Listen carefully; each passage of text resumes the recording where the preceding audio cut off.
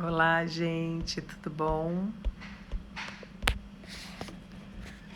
Lá tô eu virando de novo. Virei sem querer. Oi, Cris.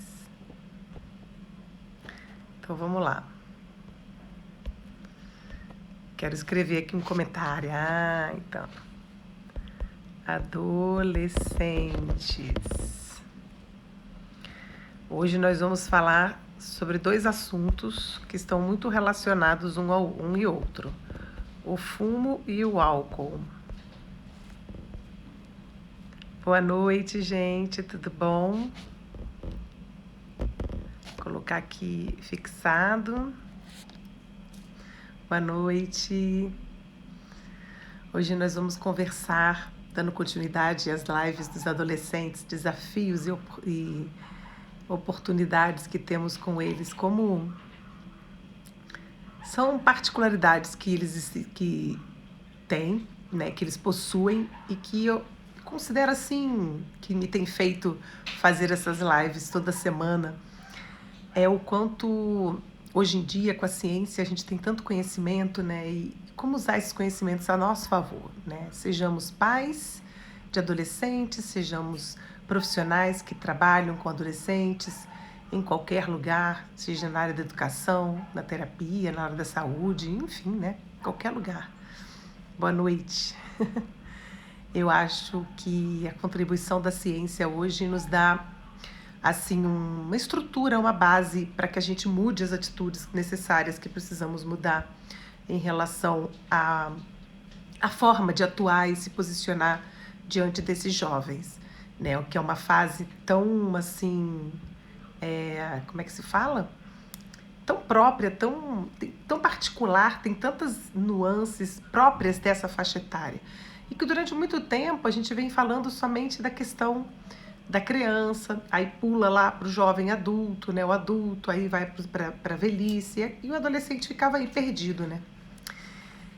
Boa noite. Então, eu acredito que essas, né, bibliografias que eu tenho trazido nas lives, essas informações a respeito de determinados temas, eu acho que contribui assim, de maneira bastante significativa para a nossa atuação.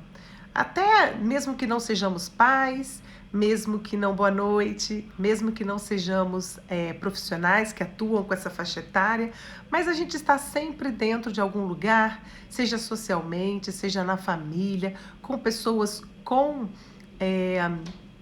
adolescentes, né, convivendo ou educando esses adolescentes. Então, como é importante de vez em quando a gente dar uma orientação, a gente contribuir e colaborar para que esse nosso mundo cada vez mais possa melhorar em termos de adultos, né? Porque os adolescentes se transformam em adultos, né? Como, boa noite, como o Siegel, né, aquele autor maravilhoso fala, ele diz que a palavra adolescente é adult essência, né? A essência do adulto. Eu gosto muito dessa forma dele dizer e falar a respeito dos adolescentes. Então, se é a essência do adulto, né, do desenvolvimento da vida adulta, da postura de um adulto no mundo, então que cuidemos deles, que a gente possa colaborar, contribuir, que a gente possa falar coisas, né, para... Repete, por favor, o quê? Fala aí que você quer que eu repita, Kelly. Deixa eu falar.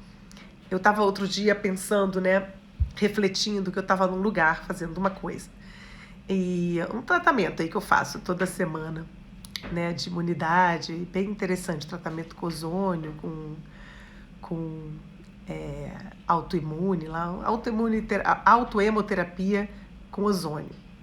Adolescente ou adulto? Não, é adult essence, né? Ele fala a essência do adulto, ele usa a palavra adult, tracinho, essência. Então, a essência do adulto é o período da adolescência. Esse cara, ele dá essa terminologia para falar dos adolescentes. O que é adolescer? A palavra adolescer, o verbo adolescer, significa crescer.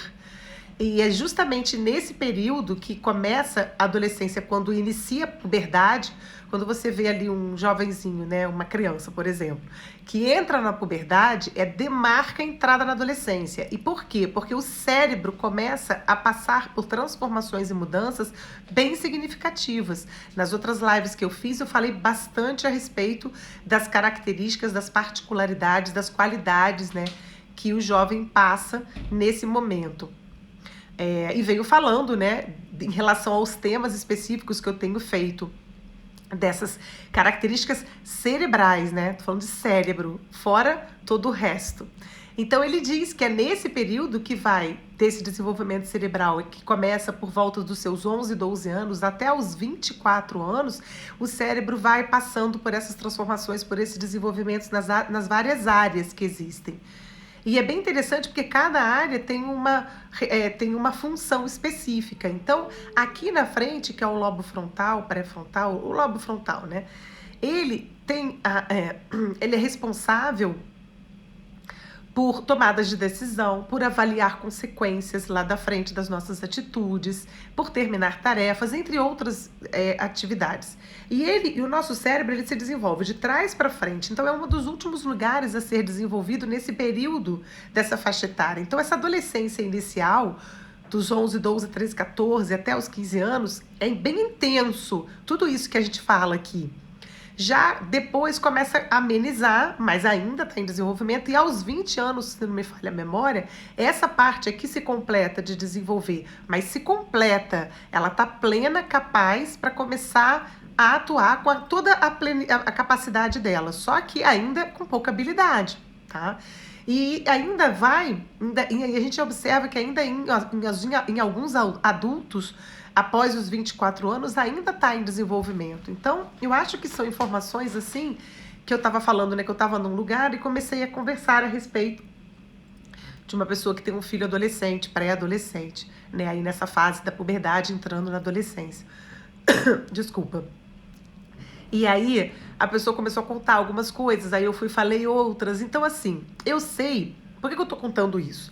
Porque nem todo mundo que a gente fala, coisas que a gente sabe, que a gente aprende, ouve, entende e acredita. Só que se eu acredito, se eu sei e se eu tô embasada na ciência, eu vou falar. Eu tenho esse propósito na minha vida. Eu acho que as lives, né, vieram, e eu gostei tanto das lives porque é uma oportunidade de eu poder falar as coisas que eu conheço, não só no meu universo de trabalho pequeno, né, que é o meu consultório ali, e algumas aulas que eu dou, cursos que eu faço. Eu não chego a ampliar esse conhecimento, fica muito restrito, geralmente é quem me paga. Então, poder levar essas informações para qualquer pessoa ter acesso, para mim, é um propósito. Para mim, é contribuir, colaborar para uma sociedade melhor, sabe? Porque essas informações, elas estão muito recentes, né, em função da própria ciência, investir nessas pesquisas a respeito do cérebro do adolescente, e a gente percebe isso nos comportamentos. Então, nem todo mundo vai ser ressonante com o que nós falamos. Eu sou muito... Tem muita gente que olha e fala, que bobagem. Na minha época. Aí eu falo, sinto muito, na sua época era diferente. E a pessoa continua ali... resistente, ok, mas eu plantei uma semente, mas eu coloquei o bichinho da dúvida, mas eu dei uma informação que antes ela nunca tinha ouvido na vida dela. Por isso que eu não me canso de fazer lives, por isso que eu não me canso de falar as mesmas coisas com as mesmas pessoas, porque aquela água mole em pedra dura, tanto bate até que fura. Eu creio nisso, eu creio tanto naquilo que... Eu não tô passando algo só por passar, eu tô passando algo porque eu acredito. Porque eu venho trabalhando com adolescentes há muitos anos e eu percebo essas diferenças. E às vezes eu fico pensando assim, se eu soubesse disso antes, né, faria diferente com os meus filhos. Hoje meu filho tem 22, minha filha tem 24. Fiz muita besteira, ainda continuo fazendo. Mas nunca é tarde pra gente modificar, nunca é tarde pra gente levar a informação, nunca é tarde pra poder falar as coisas, né? Então, por mais que eu receba nãos e por mais que eu receba caras de, Deus me perdoe, não é assim, ou por mais que eu fale, a pessoa continua falando a mesma coisa, e talvez, não sei se ela tá falando a mesma coisa porque ela quer falar, ou porque ela tá resistente ao que eu tô falando, eu não faço ideia, mas eu continuo falando, sou muito firme. Então vamos à nossa live. Hoje a gente vai falar sobre tabaco, sobre fumo e álcool. Por quê? Porque um leva ao outro, tá?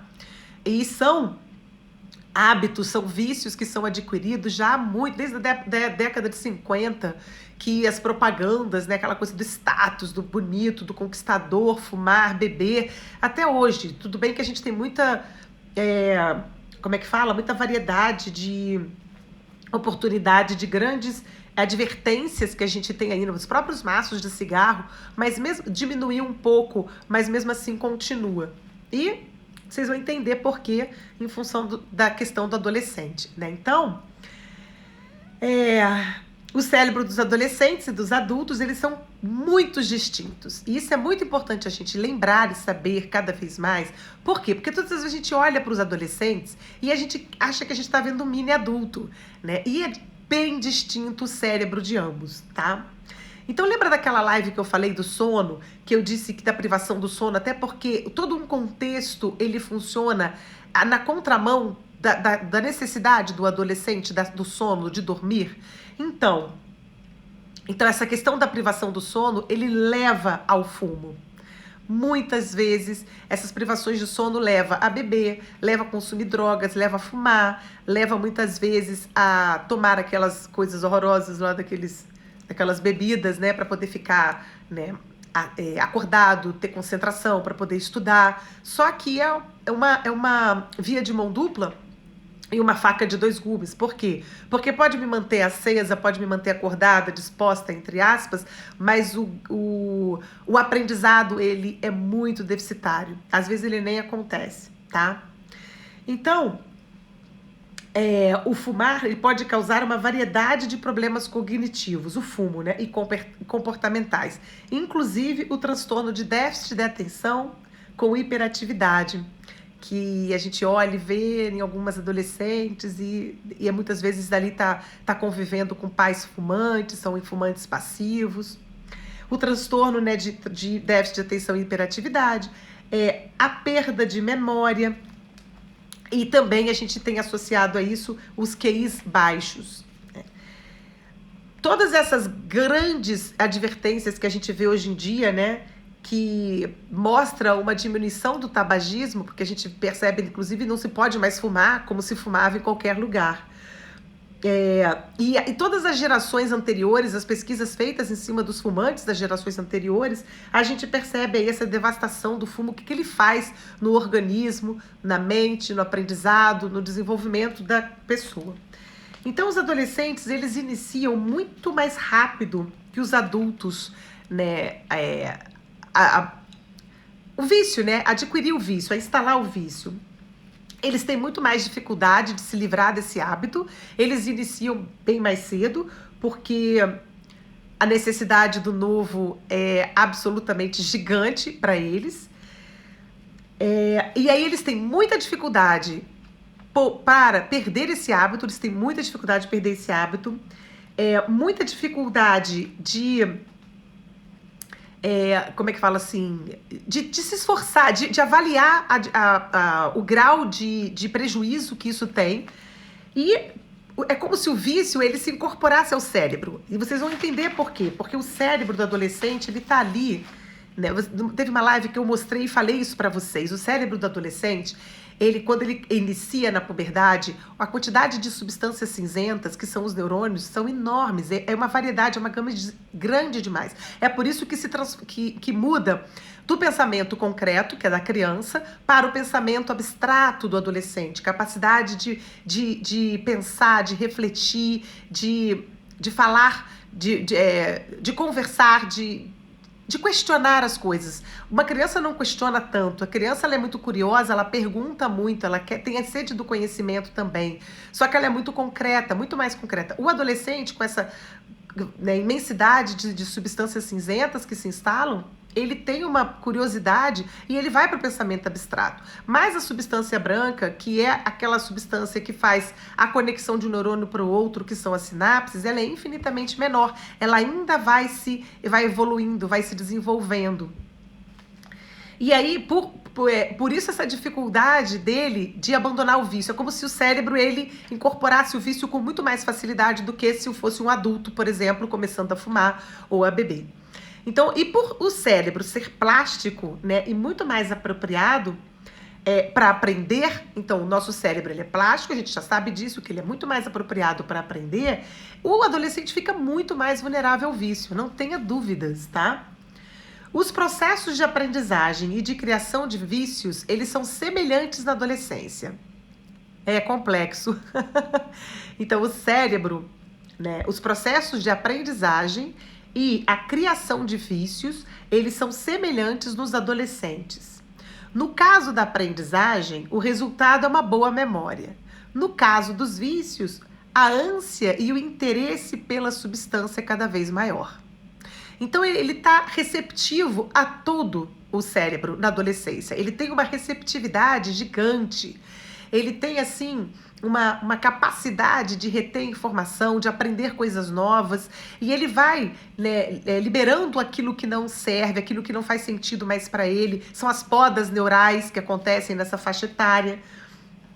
E como eles têm um interesse muito grande por correr riscos, né, que são aquelas características, aquelas qualidades que o Siegel fala bastante, né, que é a novidade, a busca pelo novo, o engajamento social, as intensidades emocionais e o boom de criatividade que eles têm nessa fase de idade do cérebro, isso tudo é cérebro, e a busca por gratificação. Então, os processos de aprendizagem, eles são absolutamente muito favoráveis, só que para criar vícios também. Um único cigarro possui mais de 4.000 componentes, né, e substâncias químicas.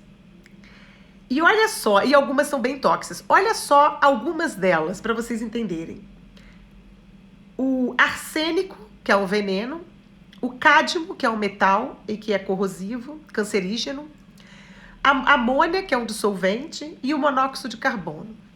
No cigarrinho que a gente fuma. Então, um cigarro possui mais de 4.000 substâncias de componentes substâncias químicas. Embora, né, o tabagismo ele tenha diminuído de 27% a 19% nesses últimos 15 anos, entre os adolescentes, né, que a gente está falando. A taxa está declinando, mas ainda a gente vê que 90% de novos fumantes começam antes dos 18 anos. Para você ver como é que a ciência vai trazendo esses estudos e vai fazendo coerência com o desenvolvimento cerebral, com essas necessidades, com essas características próprias dessa faixa etária. E aí,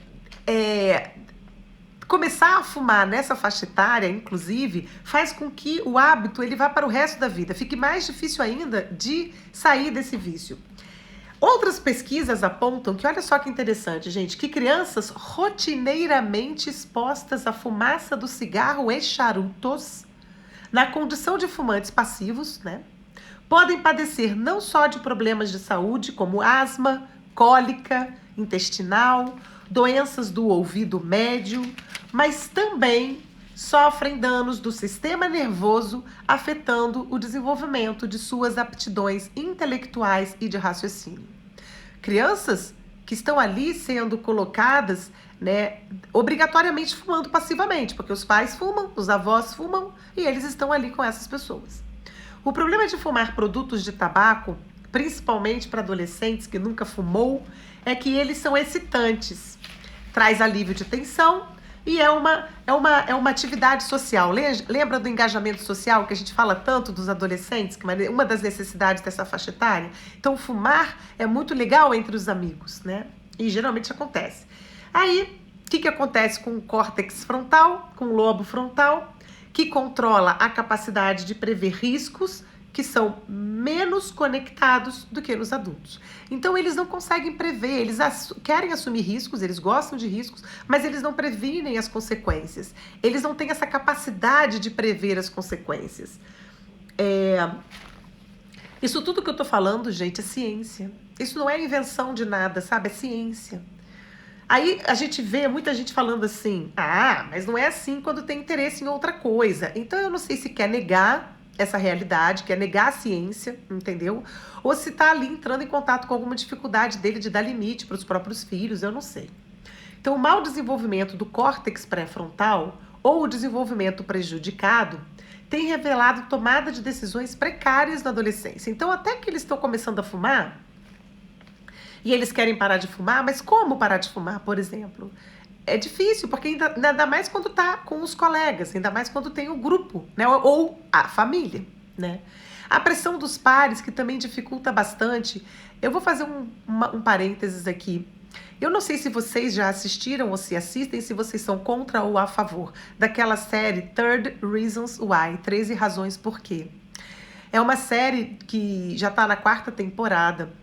E eu acho bem interessante, até porque eles também falam no final das temporadas, eles fazem alguns comentários e tem lá o número para ligar e eles falam sobre isso, né? Então eles retratam uma realidade que a gente não vê na TV, a gente não vê em lives, por exemplo, a gente não vê em lugar nenhum, né? A mídia, ela não mostra a realidade como ela é de fato.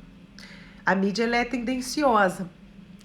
E aí a gente fica com muita informação distorcida e as pessoas acabam se pautando nessas informações distorcidas, né? Cadê que a gente vai mostrar, as pessoas veem televisão, por exemplo, vão assistir canais onde falam de livros bons para ler, que falam de assuntos, que falam do desenvolvimento da tecnologia, do desenvolvimento da ciência em determinados aspectos, que as coisas estão assim, estão assado.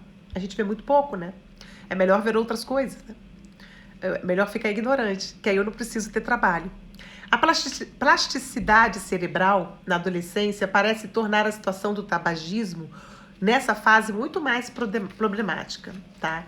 Então, alguns estudos revelam que apenas alguns cigarros, somente alguns cigarros, provoca o quê?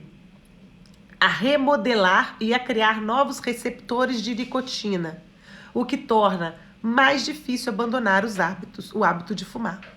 Então, só o fato de você fumar alguns cigarros, o cérebro ele vai remodelando, novos receptores de nicotina vão surgindo e aquilo vai ficando um vício mesmo. Eu vou precisando daquela substância. Então, causa mudanças no desenvolvimento dos neurotransmissores e suas sinapses.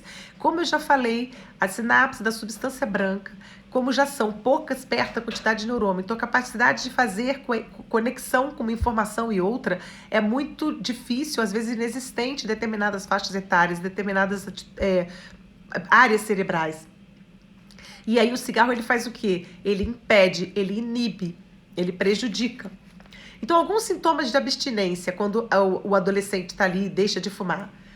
Dificuldade de concentração, irritabilidade, problemas de sono, bem comuns com algumas outras drogas, não é verdade? Então, será que o cigarro não faz mal? Um cigarro por mês ou por semana, eles são suficientes para manter o vício. Ficam anos ainda com o vício depois que param. E eu me lembro, eu mesma comecei a fumar, eu fumei. Fumei acho que dos meus 17, 18 anos aos 20. 3 anos, né?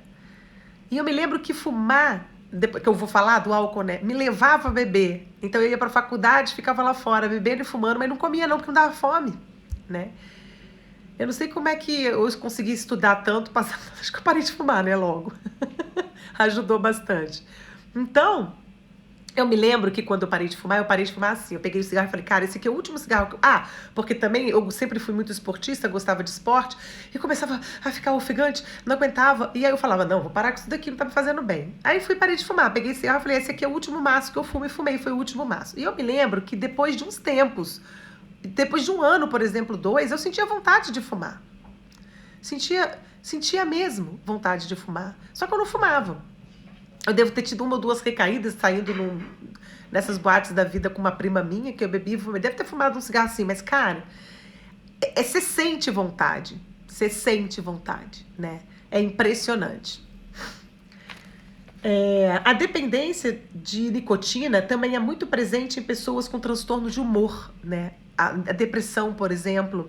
E aí eu me recordo de umas aulas que eu fiz com a Fátima e a Noeli, quando eu fiz a minha formação em terapia de regressão e de florais de Bach, que elas dão esse curso há muitos anos, excelentes profissionais.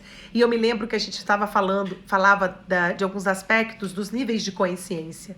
E a gente, quando falava da fase oral, fazendo referência à psicologia, da fase oral, assim, roer unha, comer coisas, comer toda hora, fumar, é tudo da fase oral. E é um nível de consciência muito infantil, é um nível de consciência muito lá atrás. É uma necessidade, tanto que a fase oral é a fase que a criança está mamando na mãe, né? É chupetinha, dedo na boca. Então, todos esses vícios que a gente adquire, né, que estão relacionados a essa fase oral, eles muito provavelmente levam a gente a uma dificuldade de ter desenvolvido uma maturidade nessa fase da nossa vida, de entender, assim, que carência é essa, que registros são esses que todos nós temos, que lacunas que a gente sempre tem, né? Que criança que não tem lacuna, que não tem carência, pelo amor de Deus. Mas a criança que eu tenho dentro de mim carente, quem é que tem que acolhê-la? A Magda adulta. Não esperar isso de papai e mamãe, porque nem sempre pai e mãe estão ali inteiros para dar. Então, quem tem esses hábitos, nossa, com certeza devem ter conteúdos ali para serem trabalhados, né? Por isso que não é só o físico, tá? Tem essa questão dos conteúdos ali que a gente tem internalizados. Quem começa a fumar na adolescência tem também 3 vezes a probabilidade de começar a ingerir álcool. Vamos entrar agora no nosso álcool, né? Então, que foi a minha divulgação aí da live. Então, já se provou que a ingestão de nicotina aumenta a longo prazo, né, a tolerância ao álcool. E é necessário mais álcool para produzir o mesmo efeito. Olha que interessante. Os fumantes, então, têm 10 vezes a probabilidade de se desenvolverem como alcoólatras. Olha que legal. Né? Não é nada legal não, né, gente? E essas festas dos adolescentes que a gente não tem o menor controle? Inclusive, nesse seriado tem até... Agora tá na temporada 4, eu tô assistindo. Tem até as festas. Eu lembro, minha filha passou pelo ensino médio, meu filho também. Quantidade de festas, faculdades, né? Quantidade de festas, chopadas. Como isso como é que fala assim? É proporcionado. Inclusive festas em casas de adultos e pais que dão festas para adolescentes e permitem o álcool. Então ela fala assim, somos uma comunidade de pais tentando criar uma comunidade de adolescentes. O problema é que simplesmente não se pode controlar o que fazem os outros pais. Então, gente, é muita loucura, né? Você tem que controlar não só os seus filhos, adolescentes, mas também aonde eles vão, porque isso existe, isso é uma cultura, né? É cultural. Aí eu trago para vocês o exemplo de uma jovem de 17 anos, uma aluna exemplar, e ela desejou festejar com os amigos dela o aniversário dela. Então ela começou cedo, bebendo Bacardi na garrafa na casa de uma amiga. Depois ela passou na casa de uma outra amiga e tomou 5 latas de cerveja. Depois ela foi assistir um jogo de amigos e quando esse jogo acabou, ela estava inclusive, né, sem muito agasalho, estava numa época de frio. Aí eles foram, depois da partida do jogo, continuar festejando. E eles foram para um lugar onde era Oi, tudo bom? Boa noite. Um lugar abandonado, que era o ponto de encontro dos adolescentes, num lugar perto de um aeroporto abandonado. E tomou mais 5 cervejas. Até que ela resolveu ir embora para ir para casa de uma prima. E ela estava meio assim, trôpega. Saiu, né? Meia trôpega. Os amigos ainda foi pro lado errado. Aí os amigos foram e viraram ela pro lugar correto para ela sair. E aí ela saiu vagando. O corpo dela foi encontrado 3 dias depois, tá? Coberto de contusões e escoriações, caído de bruços, numa área lamacenta a cerca de 100 metros do local dessa festinha onde eles estavam. Ela se afogou. Então, 1 mês depois, a polícia foi nesse lugar e descobriu lá os adolescentes fazendo outra festa em memória, né, beber em memória dela, que havia morrido há 1 mês, e eles estavam usando pulseirinhas cor-de-rosa, mas bebendo em memória da garota que morreu, da amiga que morreu, por causa de álcool. E de assistência dos amigos, né? Vamos lá. O psiquiatra Aaron White, Em um artigo que ele escreveu para o Instituto Nacional de Abuso de Álcool e Alcoolismo, ele diz assim, uma frase fantástica: se as drogas recreativas fossem ferramentas, o álcool seria uma marreta. Respira, né? Respira, bebe água. E a gente bebe. Aproximadamente todo ano, 5.000 pessoas com menos de 21 anos morrem em decorrência de bebidas. De acordo com algumas pesquisas, milhões, mas milhões de jovens relatam ter ingerido alguma bebida antes de completar a maioridade. Mais de 40% dos indivíduos que começam a beber antes dos 13 anos desenvolvem problemas com abuso de bebida, né, nos anos posteriores da sua vida. A realidade é que quando os adolescentes bebem, eles bebem muito, consumindo com frequência 4 a 5 drinks a mais em cada oportunidade. Nesse seriado, inclusive, tem a festa lá do ensino médio, que a gente vê hoje festas bem parecidas, né? Não vou nem falar o nome, né? E que faz o quê? Beber, né? Só beber. E é uma marca lá, você tem que experimentar todas as bebidas para você descobrir qual é a bebida mais legal para você. E eles imaginam o que acontece nesses lugares, né? Então esses números dão saltos dramáticos entre os estudantes do ensino médio. E aí a gente vê as nossas queridas festas que são promovidas hoje em dia, festas assim, de forma, parece festas de casamento. Então tem 300 milhões de festas que os adolescentes do ensino médio têm que fazer para poder se formar. Existem aí várias empresas que promovem essas festas, e todas essas festas, né, os pais não são convidados só no final da formatura, e mesmo assim não são todos que são festas caras, não são todos adolescentes, geralmente é uma realidade de gente com mais condições financeiras, mas os jovens, os adolescentes, né, tudo que vocês puderem imaginar acontece. Então a gente não tem muito controle, são culturas, são hábitos que já estão sendo inseridos, que foram inseridos na nossa sociedade há muitos anos, apesar de algumas coisas serem feitas para diminuir e dirimir, né, o fumo e o álcool, tanto que não se pode fumar em qualquer lugar, mas a gente percebe ainda essa cultura muito enraizada, né? Somos uma não é nada disso. Vamos lá, voltar lá. O do ensino médio, estava falando do ensino médio. Então, a busca por novidades, como eu já falei, o discernir muito precário e o comportamento de risco são parcialmente responsáveis pelas bebedeiras dos adolescentes, mas também há um componente social. Então, tudo isso que eu estou falando são faz referência àquelas 4 características, aquelas 4 qualidades próprias dessa faixa etária, como eu já falei em outras lives, sobre adolescência. Falei exatamente sobre cada uma delas, que tem naquele livro do Siegel, nesse livro daqui. Deixa eu pegar para vocês verem. Nesse livro daqui, que fala dessas qualidades, dessas características básicas. E nesse livro daqui é o que fala dos temas dessa psiquiatra maravilhosa. Então a gente percebe aí que já existe uma predisposição cerebral, de um funcionamento cerebral que faz com que eles vão buscar isso, além de toda uma realidade social que nos envolve. Então, dois equívocos, né, primordiais que nós adultos cometemos com frequência a respeito do prejuízo do consumo de bebidas para menores.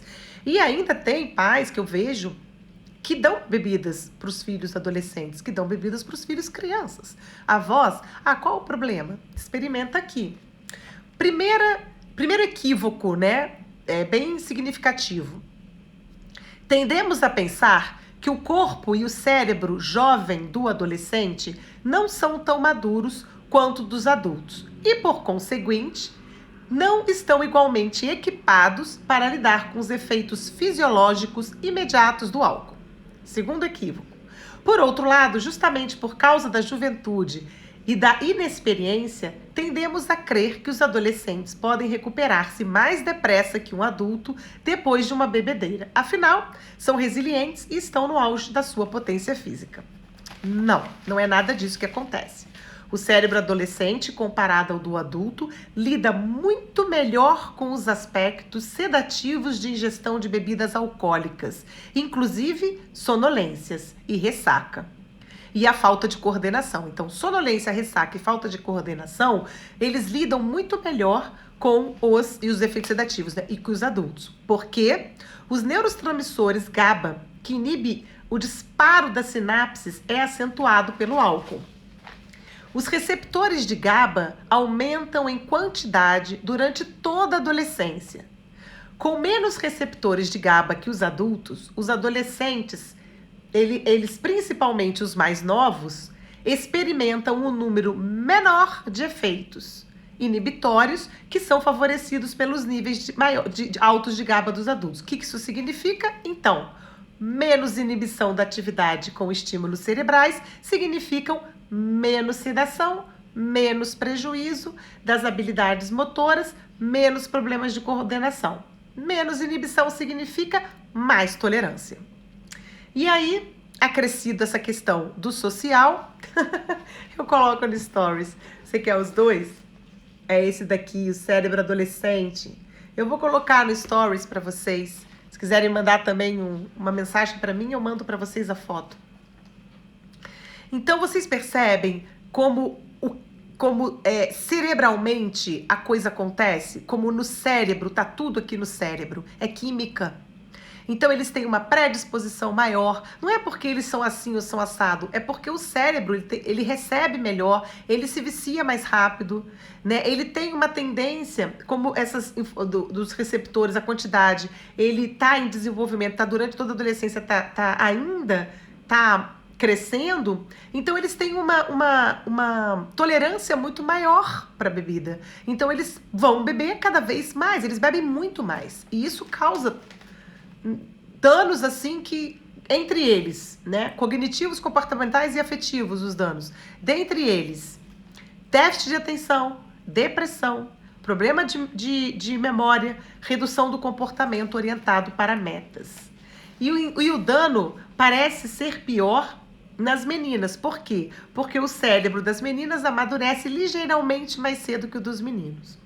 Então, o álcool também afeta o tamanho e a eficiência do córtex pré-frontal, sede do funcionamento cognitivo, bem como do hipocampo, vital para a aprendizagem e a memória. Então, vocês estão vendo aqui a quantidade de prejuízos que fumar, beber, né, provoca. Então, quanto mais precoce o uso, mais prolongado,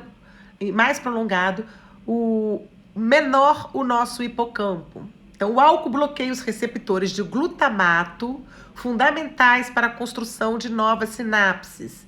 Por isso, estudos revelam problemas de memória em pessoas que bebem demais. A embriaguez frequentemente inclui lapsos de memória. Quanto mais o uso do álcool ou bebedeira, que resulta em blackout, lembra aquelas pessoas que bebem, às vezes elas bebem muito e tem blackout, às vezes elas bebem rápido demais e tem blackout, um período de tempo em relação ao qual a pessoa não consegue lembrar-se de informações cruciais ou de eventos inteiros. O dano causado ao hipocampo pode ser grave, prejudicando em particular, a capacidade da pessoa criar novas memórias a longo prazo. Então, o que de fato se sabe, pelas pesquisas recentes, é que o álcool, ele prejudica muito mais, com mais facilidade, a memória dos adolescentes do que dos adultos. Aí vocês estão no auge do aprendizado adolescente, com uma plena capacidade de absorver mesmo conteúdo, conhecimento, informação, né? Poder adquirir hábitos, comportamentos, assim, treinos, né? Se ele quer ser bom em música, canto, qualquer atividade física, qualquer coisa, é nesse momento que esses hábitos eles vão ser instalados. O hipocampo é uma das apenas 2 estruturas cerebrais que produzem novos neurônios desde a primeira infância até a idade adulta.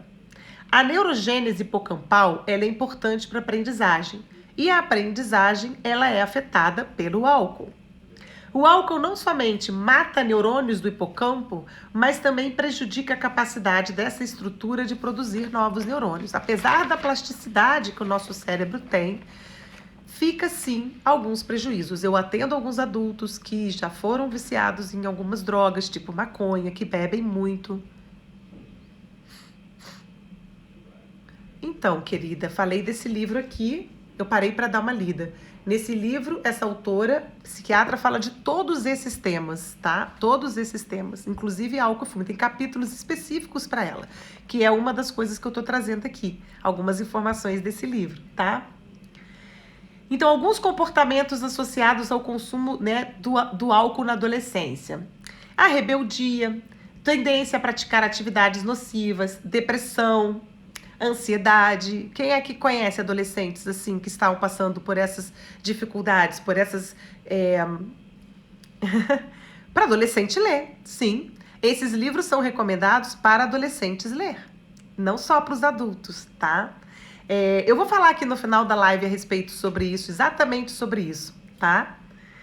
Deixa eu só terminar aqui de falar com vocês sobre essas informações que tem esse item exatamente a respeito de como abordar os adolescentes, o que falar. Então, estudos mostram que crianças antes dos 12 anos, que começam a beber antes dos 12 anos, compartilham traços de personalidade como hiperatividade e agressividade, podendo ser um risco, né, futuro, ser usuários, né, de álcool e se tornarem, inclusive, alcoólatras, né? Os prejuízos nem sempre vão embora quando passa a ressaca. Cientistas descobriram que o álcool prejudica um trecho específico do hipocampo, chamado de área hipocampal CAI, que ela contém neurônios piramidais que ajudam especificamente o hipocampo a colocar lembranças autobiográficas, que são memórias das nossas próprias experiências a longo prazo e armazenar. Tem, gente, tá demais. Só cresce. Em função, inclusive, dessas novidades, dessas coisas da moda, né? Também prejudicam não só as substâncias cinzentas. A substância branca, como eu falei, também fica baleada nos adolescentes que abusam de álcool. As substâncias brancas, elas são responsáveis por aumentar a velocidade e a eficiência da transmissão de informação pelo cérebro. E ele continua a se desenvolver por toda a adolescência, embora parte e também início da vida adulta. Então, gente, olha só. Entrou na adolescência, entrou na puberdade, o cérebro, ele para de ser aquele pensamento concreto e vai para o pensamento abstrato. Como é que isso funciona? Ele recebe uma quantidade gigante de neurônios, de substâncias cinzentas. Por isso que ele não consegue conter os pensamentos, a ansiedade fica muito grande, eles querem tudo para ontem. E eles começam a questionar muito o tempo todo. E a substância branca, que é a responsável pela conexão de um neurônio para o outro, que é chamado sinapse, quando eu penso, um neurônio se ativa e quer se comunicar com o outro para fazer uma rede neuronal de pensamentos. Eu não penso comida, eu penso, cara, eu tô com fome, quero comer alguma coisa. Isso é uma consequência de um pensamento que tem início, meio e fim, tem coerência, tem um desenvolvimento. Quem me faz fazer isso são as sinapses, a comunicação dos neurônios com o outro. E quem faz isso é a substância branca. E que é afetada de forma ímpar com o álcool. Né? Prejudica demais. Então, como a gente pode afastar os adolescentes desse caminho? Do fumo, né, da bebida, como eu já falei nas outras lives também, sobre droga, falei da maconha, falei de drogas pesadas, falei desse desenvolvimento cerebral. Então, o que acontece? Ambos exercem uma atração para os adolescentes. Por quê? Porque eles são coisas novas, eles são, como é que se diz? Eles estão naquele lugar de assumir riscos, de perceber coisas diferentes. Então, tanto o tabagismo como o álcool tem sido uma expressão de rebeldia contra o controle dos pais, de modo a estabelecer laços com determinados grupos de amigos. Então, é comum e é uma novidade e, por essa razão, também tentadora. Então, por todas aquelas características próprias do cérebro do adolescente, aquelas qualidades próprias do cérebro adolescente, muitos vão buscar álcool, vão buscar fumar, vão buscar beber, até porque é um hábito familiar. Muitos pais fumam, muitos pais bebem, tá? conversar sobre esses assuntos, quem me falou o que pode fazer assim. Na verdade, isso é a minha opinião, tá, gente?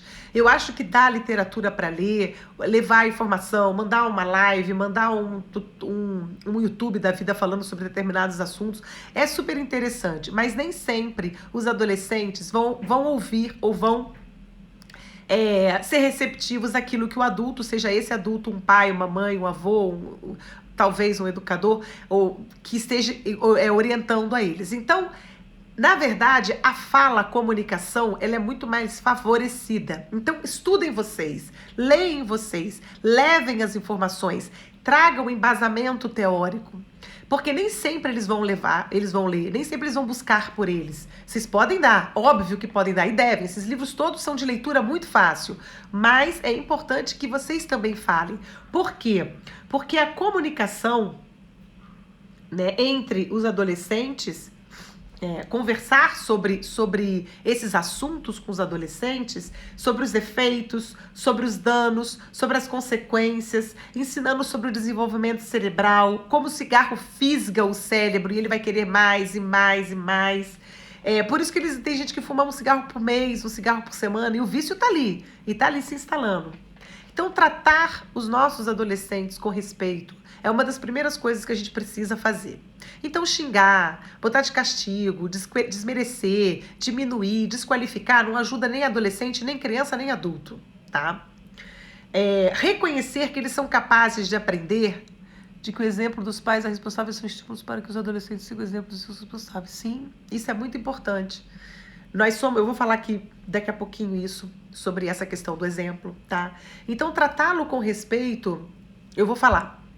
Tratá-los com respeito é uma das coisas assim primordiais para a gente iniciar diálogos e comunicações, mesmo que o seu adolescente finja que não está ouvindo, que o seu adolescente ele refute, ele diga você fuma, você bebe, ele diga mas você também já fez, ou isso aqui não faz mal, porque tem que trazer a ciência. Quem traz a ciência, a informação, somos nós adultos.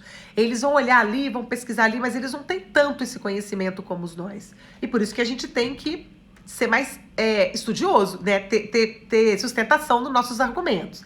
Então, conversar aumenta a comunicação entre pais e filhos e também sublinha o sentimento nascente de responsabilidade adulta que há neles. Eles são adultos, a essência do adulto, lembra lá no início da live que eu falei? Adult essência.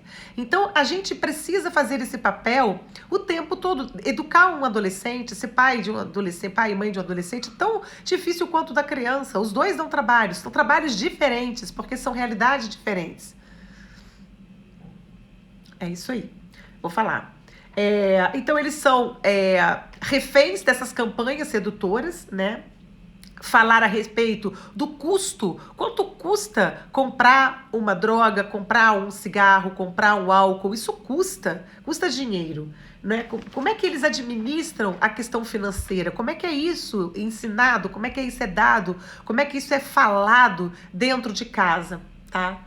Como contornar a pressão dos pares? Eles recebem muita pressão dos amigos, né? Porque eles têm essa necessidade do engajamento social, então eles vão fazer parte de tribos. Nem todas essas tribos são fofinhas, tá bom? Então, contornar, a gente pode apelar para quê? Para a vaidade deles. De que maneira? Fumar cigarro, né, mancha os dentes, que é uma verdade, deixa cheiro ruim no cabelo, na roupa, né, no hálito, né, deixa uma tosse crônica muitas vezes, eles ficam sem fôlego se eles gostam de esportes. Então, se você conhece alguém da sua família ou conhecido que teve problemas, né, com cigarro, câncer, né, o índice de câncer de pulmão por uso de cigarro é indescritível, né? Então, é difícil para eles olharem para o futuro, porque seu cérebro ainda não está preparado para considerar as consequências distantes, mas não impede que você mencione. Por isso, né, e como eu falei, parece que eles não te ouvem, mas eles registram tudo o que acontece ao redor. Sabe criança que você fala que tá discutindo com teu marido, tá fazendo isso, tá fazendo aquilo, e você acha que a criança não tá vendo, e ela tá recebendo toda aquela energia, aquelas sensações, aquela emoção? Ela não tem a capacidade de elaborar cognitivamente como o adolescente e o adulto, mas ela tá percebendo, ela está internalizando, tá? O adolescente, ele já tem a capacidade de internalizar Não faz milagre, eu peço que pessoas próximas que eu considero acreditar. Converso com ela, já vou falar isso pra você também. Então pode parecer que eles não ouvem, mas eles ouvem, eles registram tudo. Eles não deixam escapar nada nessa faixa etária, tá? Então, considere o tabaco. Isso aí, se você não tem, por exemplo, como impedir que fume, que a pessoa tá, seu adolescente está fumando de qualquer maneira. Então, prefira, que não é bom, mas também ao menos pior, o tabaco sem fumo, os cigarros eletrônicos ou cigarros de cravo. Eles não são inofensivos, mas é o menos pior, tá? Melhor alternativa se for necessário fumar. A bebida, todo fim de semana, deu uma pausada. Continuou? Estão aí, gente? Estão aí? Estão me vendo? Só digam que sim, que não, para eu saber se voltou. Reconectando. Reconectou? Reconectou? Reconectou. Então, reconectou. Então, milhares de adolescentes, né? Todo ano, todo final de semana, eles têm história familiar de fator de risco, tá? Milhares de todo final de semana. A gente vê que é um absurdo. A outra coisa importante, pais que preferem que os adolescentes fumem em casa ou fumem na casa dos amigos. Fumem não, desculpa, bebam em casa ou bebam na casa dos amigos. Isso não é bom, porque o que vai acontecer? Ele vai sair para beber também. E é como já disse aqui o tempo todo, como que o álcool ele vai internalizando, ele vai ficando, ele vai se acostumando, ele vai prejudicando, ele vai se viciando com muita rapidez. Então fumar em casa, beber em casa e beber com os amigos é a mesma porcaria que beber lá fora. Não tem absolutamente, não tá trazendo nenhuma responsabilidade, tá? Cerca de 7 milhões de jovens com menos de 18 anos são filhos de pais alcoólatras. O mais importante é ser um modelo. E aí, por que eu tô falando isso? Vou responder você que me fez essa pergunta. Eu falo com a minha filha, mas ela não me ouve. Então, fale quantas vezes for necessária. Construa diversas maneiras de falar.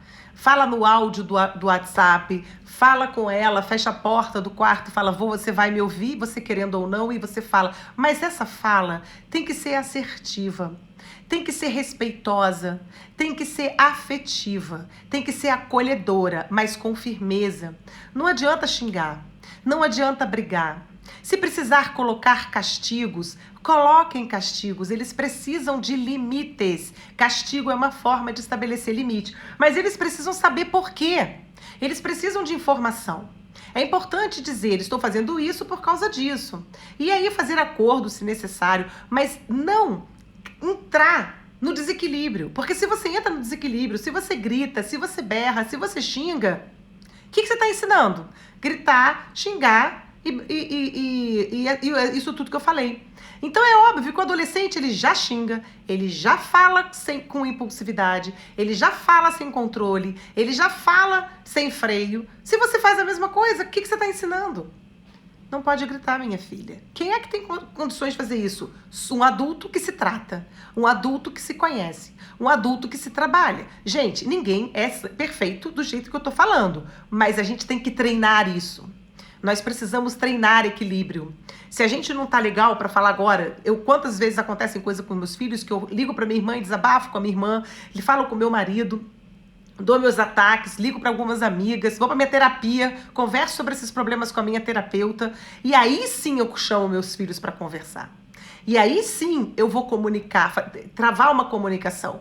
Às vezes dá certo, às vezes não dá, mas eu não me canso. E aí eu tenho que encaixar na vida aquele momento para eles. Tem que encaixar. Não tem como não encaixar, sabe? Então, não vão ser amigos da gente, mas vão ouvir a gente. Nós somos autoridades. Então, o que eu estava falando? Eles olham a gente como modelo, óbvio, mas eles também vão buscar fazer coisas diferentes de nós, mesmo que nós não tenhamos feito na adolescência, tá bom? E nós somos, como é que fala? Nós possuímos, isso segundo uma linguagem sistêmica, nós possuímos uma lealdade familiar com os nossos pais e a nossa família. Essa lealdade familiar, ela muitas vezes é inconsciente. Então a gente repete padrões e repete mesmo. Por isso que a gente se tratar é fundamental. Primeiro que a gente tratando os nossos padrões, né, aqueles nossos vícios, os nossos padrões, as nossas dificuldades, a gente quebra para que eles não repitam, porque aí nós somos modelos, a gente vai estar se posicionando, a gente vai estar falando, a gente vai estar atuando com eles de um outro lugar e de uma maneira diferente do que a gente fazia.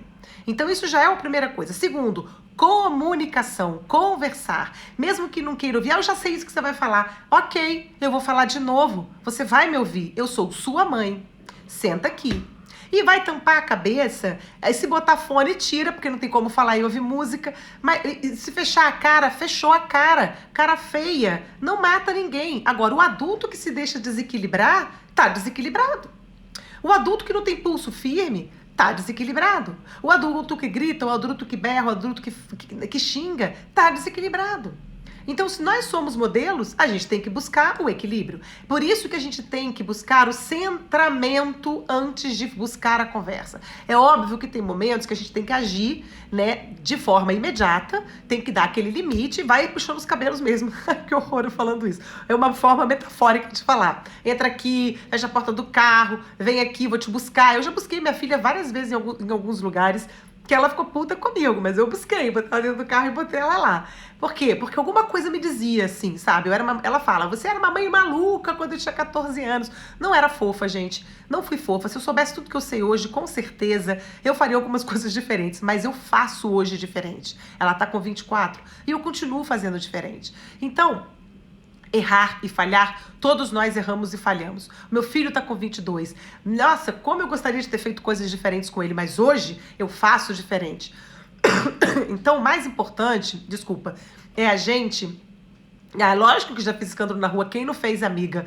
Mas evitar essas coisas é o mais, assim, que eu digo, é mais eficiente. Né? Isso eu quero dizer da eficiência. Então, quando a gente vai buscar conhecimento, que hoje em dia tem, quando a gente vai buscar se tratar e buscar o nosso equilíbrio, a gente vai atuar e intervir de um outro lugar.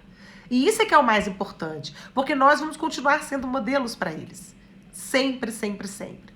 Então, olhar para esse adolescente, confirmar e legitimar essa subjetividade que ele tem.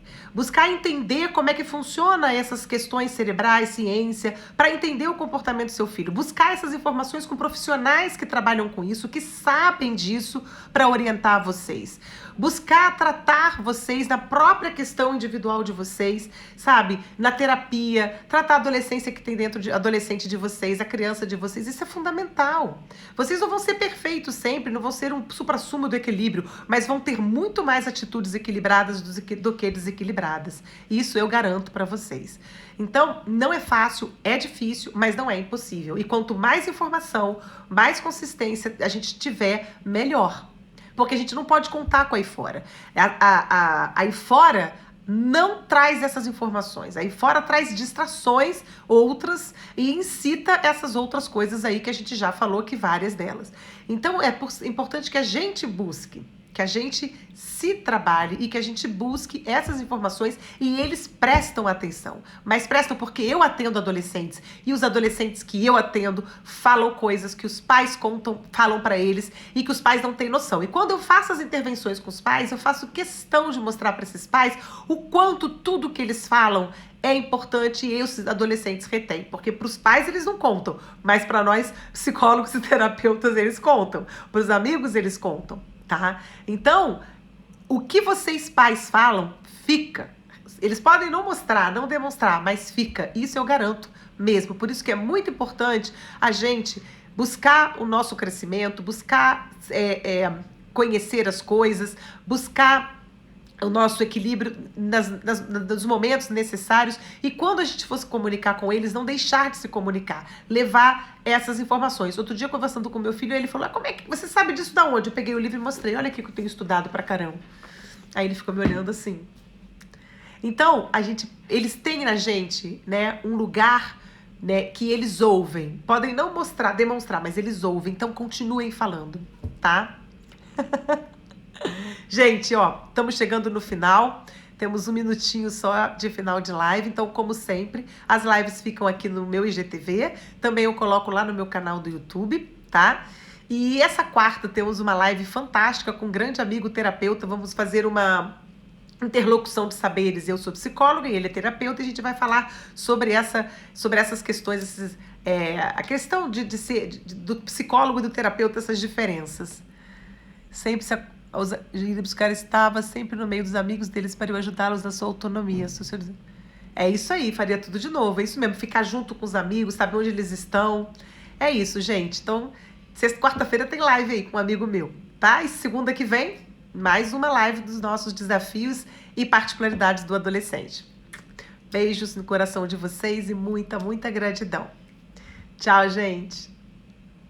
Obrigada.